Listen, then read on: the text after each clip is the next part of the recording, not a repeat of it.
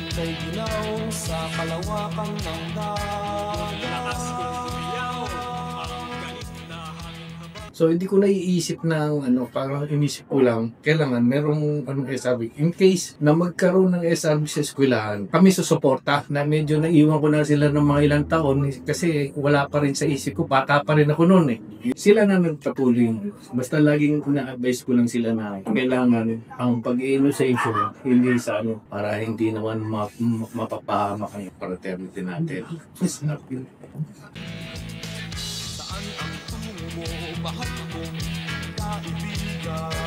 Position to vouch. But siguro ako lang po siguro yung nakapausap ng personal kay Brad Perry para masabi ko po ang sinabi niya.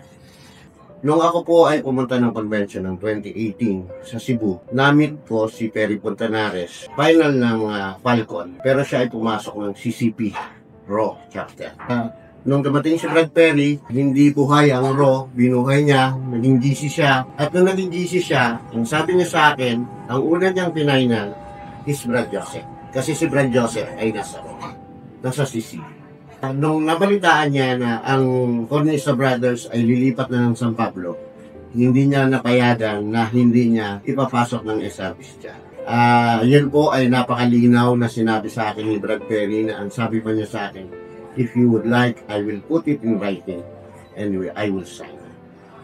Dahil para po sa kanya, itong Cornista Brothers ay napakalaki sa kanya.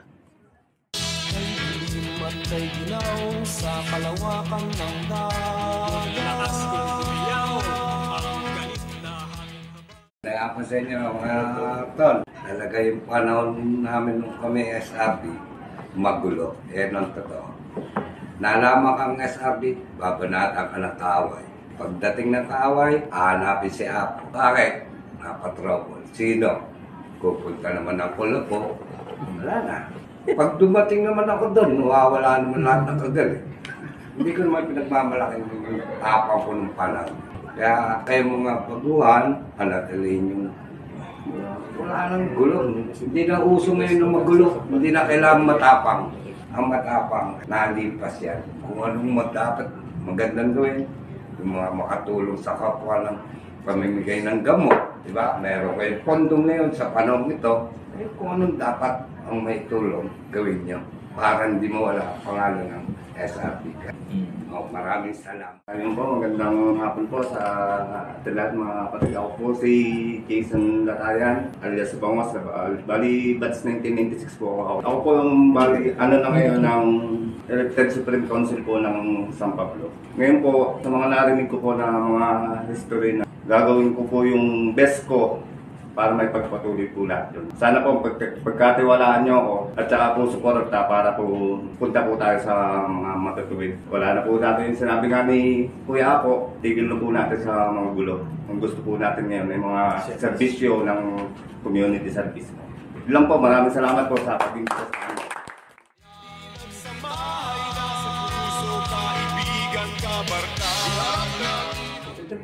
Kami ay second year high school.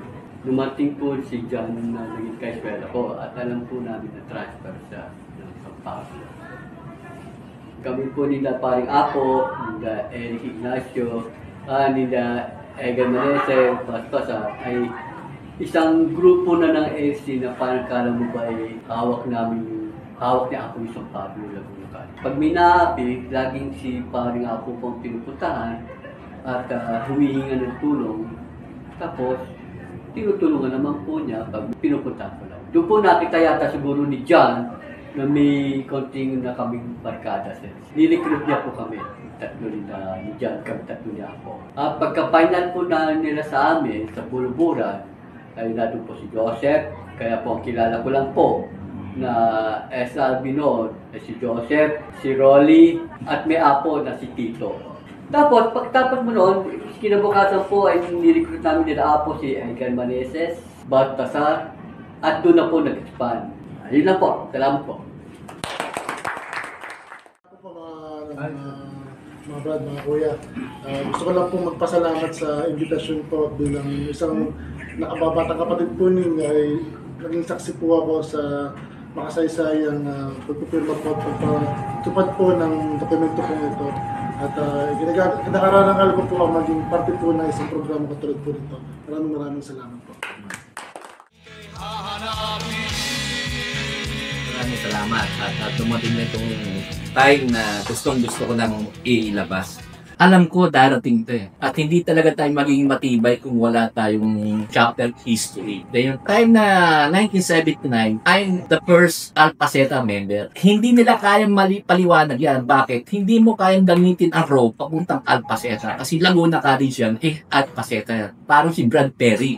From Falcon, hindi niya pwedeng gamitin ng Falcon sa RAW kasi si CP RAW yan. Kaya automatic, ang gagamitin kong chapter is Alpaceta. Pero ang time nang pumasok ako, hindi pa naman ganun kaning Brad kaagad ang nasa utak ko. Nasa Laguna College na kami, at yung Brad na sinasabi ni Brad Joseph sa 12 Jewels, yun ang nagsasabi sa akin. Yung nag-start naman ng June, sabi ng mga Brad, Tol, wala pa bang recruit? Hanggang dumating yung mga mid-September, August, parang ganun sila Brad Jojo. Nakilala ko siya po, Brad Jojo. Siya talagang classmate ko na siya. Yun ang mga classmate.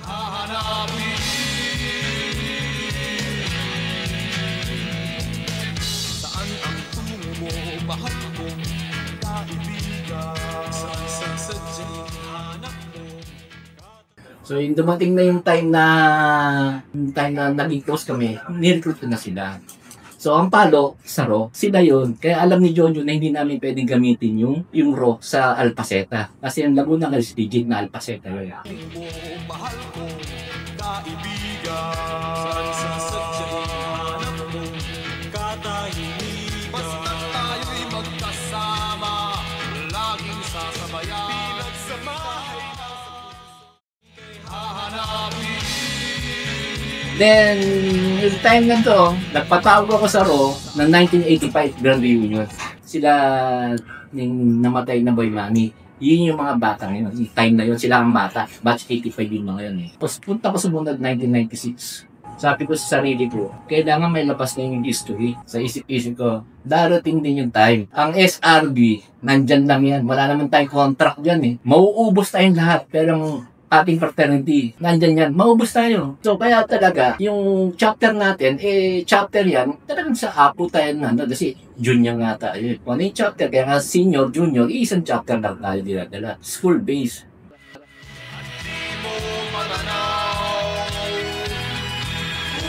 Ayusin natin yan.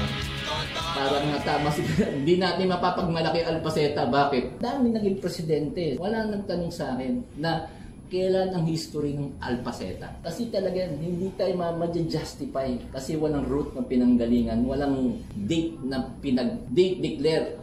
At kung magpapatibay, buhay pa kami lahat. Kailan ilabas niyo muna yung ulo, yung root. Sinasabi ko sa sarili ko, dumating na yung time na to, lahat tayo maging confident tayo. Kasi lalabas na natin yung sinasabing unity. Pare-pares na natin yung pagmamalaki. Kaya maraming salamat, Brad. Babae ang lahat. So, lahat tayo, we are very proud na ngayon. December 8 was finally, we will celebrate our first celebrating official date, December 8. Ayan yun yung time na talagang muntik na akong umalis na pinagdasal ko na huwag akong matransfer Manila. Kasi may historical nangyari sa akin yung date na yung December 8. Maraming salamat sa National Council President, Pamilya, and Supreme President Jason, and President Alumni namin si Gaylord. So maraming salamat.